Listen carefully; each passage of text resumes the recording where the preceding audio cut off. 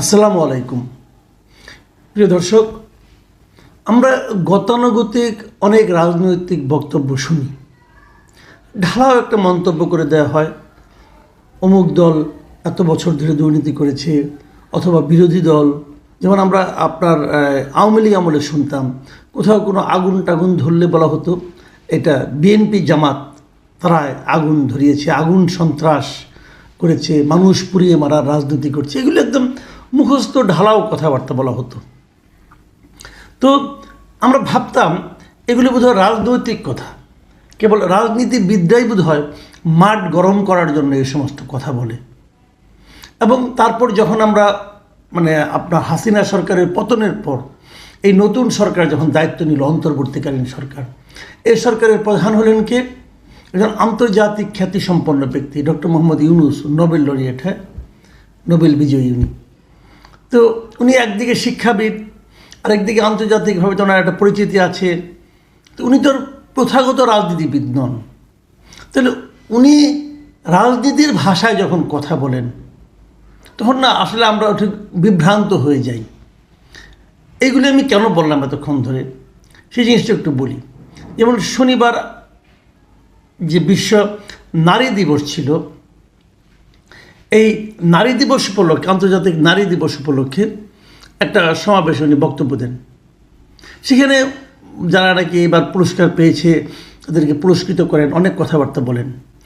তার ফাঁকে উনি একটা কথা বলেছেন, সেই জিনিসটা কি, যে আমি আপনাদের হুবহু পড়ে শোনাই, যে পতিত স্বৈরাচার দেশে নৈরাজ্য সৃষ্টি করতে বিপুল পরিমাণ অর্থ বিনিয়োগ করছে। আমাদের এখন ততটাই সতর্ক থাকতে হবে যেমনটা আমরা যুদ্ধের মতো পরিস্থিতিতে ছিলাম। ওনার এই যে দ্বিতীয় বাক্যটা, এটা নিয়ে আমার কোনো আপত্তি নাই, যে আমাদের যুদ্ধকালীন যেরকম সতর্ক থাকতে হয় সেরকম সতর্ক থাকতে হবে। এটা আসলে যখন দেশ জুড়ে নৈরাজ্য চলে, যখন দেশ জুড়ে আইন শৃঙ্খলা পরিস্থিতির চরম অবনতি ঘটে, তখন এরকম থাকতে হয়। এই যে সতর্ক থাকার বিষয়টা, এটা নিয়ে আমার কোনো আপত্তি নাই, সতর্কতা থাকতেই হবে। কারণ দেশে এখন যা চলছে, নৈরাজ্য, অস্থিরতা, মব কালচার, রাস্তাঘাটে নারীরা বেরোতে পারছে না, নারীর বুকের ওড়না কতটুকু আছে না কতটুকু থাকা উচিত, এটা আরেকজন ভদ্রলোক ঠিক করে দিচ্ছেন, এবং তাকে নিয়েও আটকিয়ে রাখা যাচ্ছে না, তাকে মাথায় পাগড়ি টাগড়ি দিয়ে হাতে কোরআন শরীফ ধরিয়ে তাকে মুক্ত করে আনা হচ্ছে। এই যে একটা কালচার চলছে আমাদের এখানে, তার থেকে বেরিয়ে আসার জন্য সবাইকে আসলে সতর্ক থাকা ছাড়া কোনো উপায় নাই। কিন্তু এই সতর্ক যাদের থাকতে হবে তাদের মধ্যে কি রাষ্ট্র আছে? রাষ্ট্রকেও কি সতর্ক থাকতে হবে না? হবে তো। একটা বাড়িতে হঠাৎ করে বাড়ির সামনে 100 লোক বললো যে এই বাড়িতে আওয়ামী লীগের, অতীত আওয়ামী লীগ সরকারের এমপি আছেন, সেখানে 200-300 কোটি টাকা লুকিয়ে রাখা হয়েছে, অস্ত্র আছে, অতএব এই বাড়ি আমরা তল্লাশি করব। পুলিশ না, একটা মব, এবং চিৎকার চেঁচামেচি, ভাঙচুর। ভেতরে তারা গেল, যে কিছুই পেল না। এর মধ্যে পুলিশ আসলে পুলিশ তাদের বাধাও দিল না। এই যে কালচার, এই ক্ষেত্রে কাকে সতর্ক থাকতে বলছেন প্রধান উপদেষ্টা? ওই বাড়ির মালিককে? সে তো সতর্কই ছিল, দরজা সিটকিনি বন্ধ করা ছিল। ওই বাড়ির কেয়ারটেকার, সেও সতর্ক ছিল, বাধা দিতে যে দু একটা চট থাপড় খাইছে। তাহলে সতর্কটা কে থাকবে? এই প্রশ্নটা কিন্তু ইম্পর্টেন্ট। এখানে সতর্ক থাকতে হবে সরকারের। সরকার কি সতর্ক ছিল? সরকার কি সতর্ক থাকেন? যদি সরকার সতর্ক না থাকেন তাহলে উনি আমাদেরকে সতর্ক থাকার অনুরোধ করে লাভ কি ভাই? ভালো কথা। আরেকটা কথা আমি বলি, যে জিনিসটা নাকি বলাই জরুরি, তা হলো উনি যে প্রথম যে বক্তব্যটা দিয়েছেন সেটা একটু আপনাদের পড়ে শুনে, আরেকবার পড়েছি কিন্তু আরেকবার আপনাদের স্মরণ করিয়ে দিই, যে পতিত স্বৈরাচার দেশে নৈরাজ্য সৃষ্টি করতে বিপুল পরিমাণ অর্থ বিনিয়োগ করছে। তার মানে দেশ জুড়ে যে নৈরাজ্যটা হচ্ছে, এর জন্য উনি দায় দিলেন কার উপর?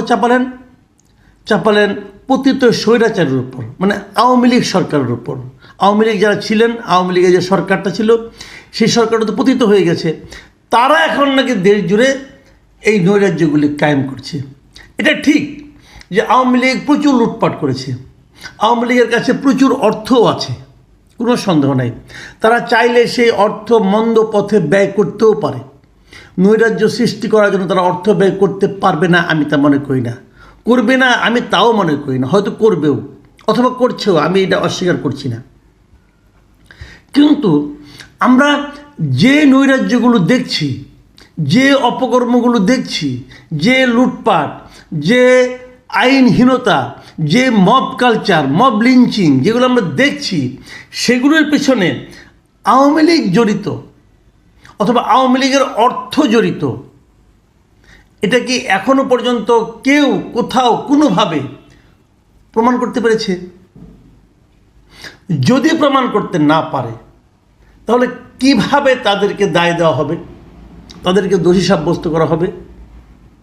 একটা কথা বলেন, শাহবাগ থানায় এই যে তৌহিদি জনতা যে হাজির হলো, যে একটা লোককে তার থানার ভেতরে ঢুকে গারদের সামনে যে তার ভিডিও করা হলো, সেই ভিডিও আবার ফেসবুকে দিয়ে দেওয়া হলো, এখানে আওয়ামী লীগের অর্থ ব্যয় করা হয়েছে? যদি হয়ে থাকে তাহলে সেই লোকগুলিকে ধরেন না কেন আপনারা? যে লোকগুলি এই মবটা ক্রিয়েট করেছিল তাদের কাউকে ধরেছেন? একজনকে ধরেছেন বলেন? ধরেছেন? ধরেননি।